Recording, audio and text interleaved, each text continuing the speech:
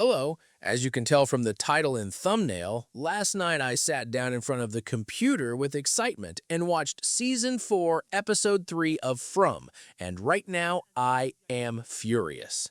The last episode was the most hollow, most meaningless, and most terrible episode of all From episodes. I would have had more fun watching a penguin documentary for an hour than watching that episode. The episode is so bad it doesn't even qualify as a filler episode, because nothing happens apart from pointless chatter and scenes. Didn't you feel ashamed writing the script for this episode? Did no one stop during filming and say, "What the hell are we doing? What kind of an episode is this?" Now let me tell you just how empty this episode was. The episode starts with the idiot Elgin sitting in the kitchen at night. Then Fatima, one of the most pointless characters in the show's history, walks in.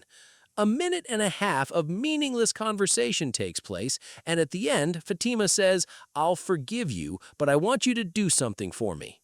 That's it. Nothing else in a minute and a half. Next, we see Sheriff Boyd asleep at night. As usual, he dreams of the moment his wife shot the townsfolk and wakes up with a start. Another unnecessary scene. Then morning comes, and Sheriff Boyd goes to see Acosta, the wannabe cop who never grew out of puberty, and yet another pointless conversation takes place. I didn't even bother taking notes on what was said in that scene. The next scene begins with the image of the dead priest at the clinic. There's a brief exchange between Kenny and the man in the yellow jacket who is turned into his daughter, followed by a stupid moment clearly designed to shove the fact that the girl is a disgusting character in my face. And then the intro. After the intro, there's a scene with Jade and the sheriff. Sheriff Boyd comes in and says, "Still haven't figured it out?" And Jade replies, "I need bad stuff, then I can figure it out." Haha, that's the whole scene. The next scene is the fake Paul Rudd's funeral scene. Again, more hollow chatter, and at the end, some crows show up and caw. A garbage scene. Everyone moves to the dining hall, and Ethan asks his mom, "Can I go with Victor?" And off he goes. Julie meets Sophia and immediately throws a teenage tantrum. Scene over.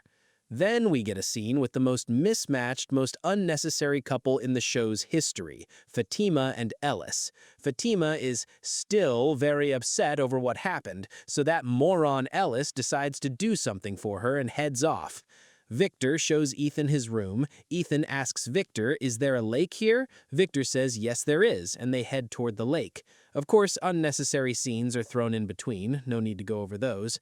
Then Julie grabs a rope and goes into the previously collapsed house to retrieve some books. Randall says he'll do it and goes inside. Nothing happens there apart from a ridiculous little scene that tries to be scary. Victor and Ethan spot Jade at the lake. Ethan tells Victor this isn't the right lake. He needs to find the Lake of Tears, and the three of them immediately set off. Along the way, Victor sees the spot where the man in the yellow jacket used to undress, wets himself, and starts running. Meanwhile, Tabitha decides to go to the tree where the bottles are hanging, and on the way, she runs into Victor's father. Victor's father says, "You can't go alone. I'll come with you," and they set off together. The next scene is Fatima and useless Ellis smashing a car with a bat. My nausea reached its peak here. The sheriff takes the overgrown teenager cop to a warehouse and says, "I want you to go through the stuff in here." That's the whole point of the scene. Then Victor's father and Tabitha arrive at the tree with the hanging bottles. Tabitha wants to enter the tree. Victor's father won't let her. Just then, they spot the child in white, and one of the most absurd exchanges of dialogue in the show's history takes place. After a meaningless sentence or two, they hear a scream of "Victor" and start running. They find Victor curled up at the base of a tree, crying. His father hugs him. Meanwhile, Jade finds a mushroom. And we've reached the final scene. Annoyed as every From episode ending, the writers couldn't resist needlessly tacking on yet another mystery. The sheriff comes to his wife's grave. He talks at length, emptily, and then a hand reaches out from the grave and grabs his arm. After a brief struggle, the sheriff frees his arm, and that's it. The episode ends.